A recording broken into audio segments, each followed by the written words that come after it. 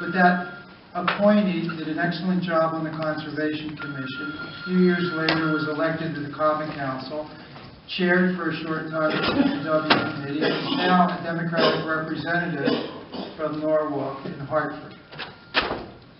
That same meeting, we had to make a zoning appointment. And that was even more controversial. I liked the guy, and we used to argue about educational issues off and on. And I thought he was very, very smart. And I figured zoning, you got to be able to understand zoning laws, which I can't understand. So I figured this would be somebody to vote for. And so we Democrats, if I remember correctly, voted for him to become a member of the Zoning Commission. Did an excellent job there. He also did an excellent job subsequent to that, I believe, on the Board of Estimate and Taxation. And now he's the chair of the Board of Education, doing a terrific job. We took a lot of flack for making that appointment, because Mike can be a partisan guy when he wants to be. Now, as said before, possibly Bill's crime is he's a good writer, and I respect that. I like to write too. And he writes, doesn't hide behind a pseudonym, so we know who it is. And today that takes a certain amount of guts. It also takes a commitment to the issues that we're dealing with. He's engaged, he knows what's going on, and I believe if we would appoint him to the Planning Commission, he will do the right thing for Norwalk. And we know that on bodies such as the Planning Commission, what we need are intelligent, committed people committed to the welfare of the city.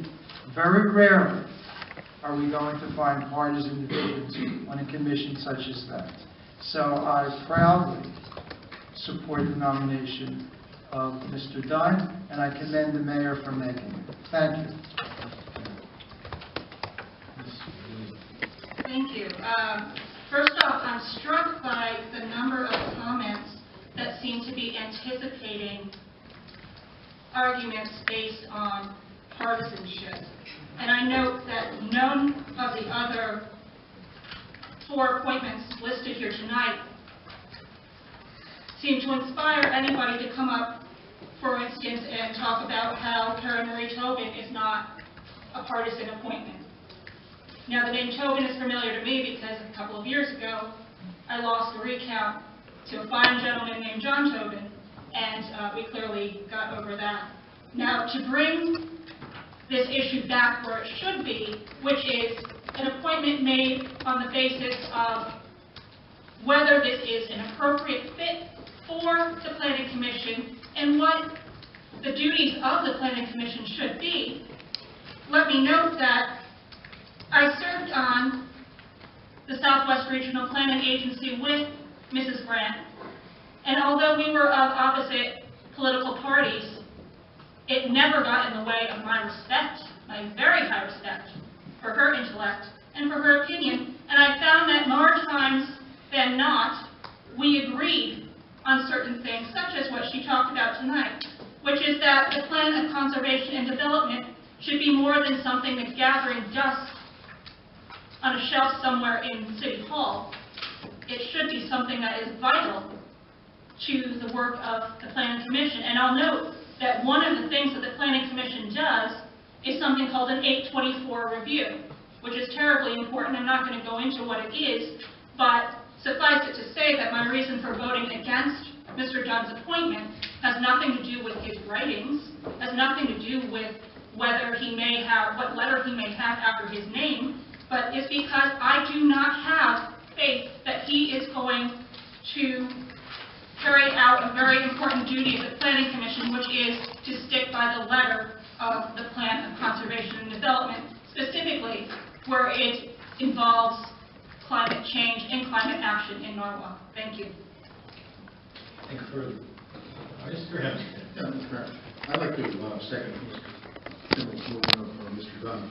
I've known Mr. Dunne for several years, but I'm also one of those people that pretty much who sat in majorities, who sat in a very small minority, and most appointments come up that we take them on face value, that they've been vetted by the mayor who's ever sitting, and I've had 2 from each party, so I know how that goes.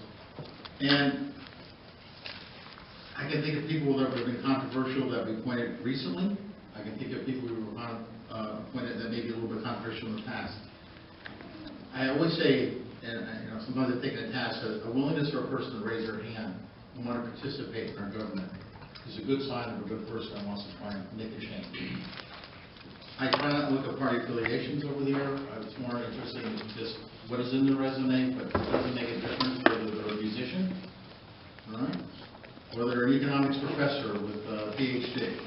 It's a question of their desire to bring something to the table in an area that they have some interest in. I think Mr. Dunne's commitment, I think his resume speaks well, but I also know from a personal sense that Mr. Dunne will do a good job.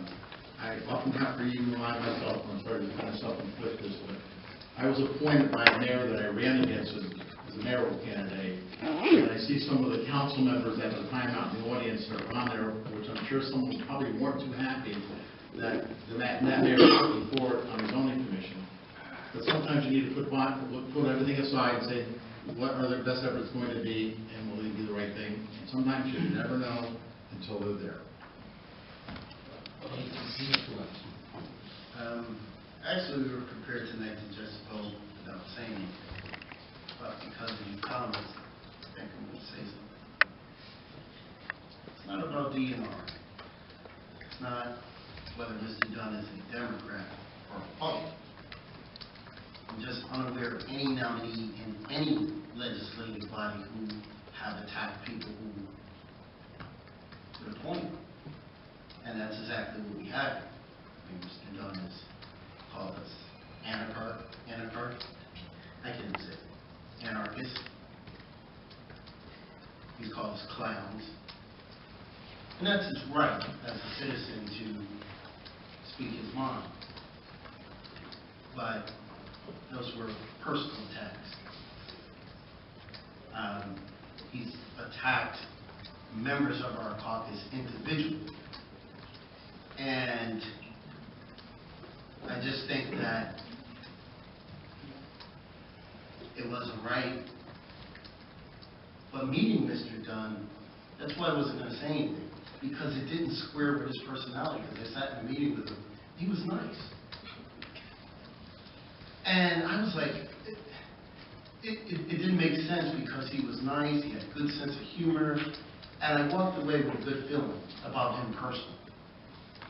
And I said, wow, Mr. Dunne seems like a great guy, he was in great spirits, even with the video that we put out. He even critiqued the video that we put out. There was a video that you put out? Yeah, well, and he gave me his commentary on the video, and he said, great video. I think it was a little too long. And I thought, wow, I'm really impressed that even though there's this video out there, that he could be in good spirits.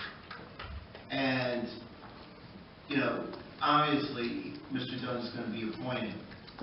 I just hope that he doesn't, use that platform to continue to write letters. But as Doug said, we want to encourage citizens to come out and participate because we know that there's always a shortage of people wanting to serve on boards and commissions. So, Mr. Dunne, I'm under no disillusion you're going to be appointed tonight, and I just hope that you will do the citizens proud. For any future person who wants to serve on a board, it probably wouldn't be wise to attack councilmen. Yeah, include mayors in that? Or mayors. So obviously, we're you're not going to earn my vote, but I do believe that you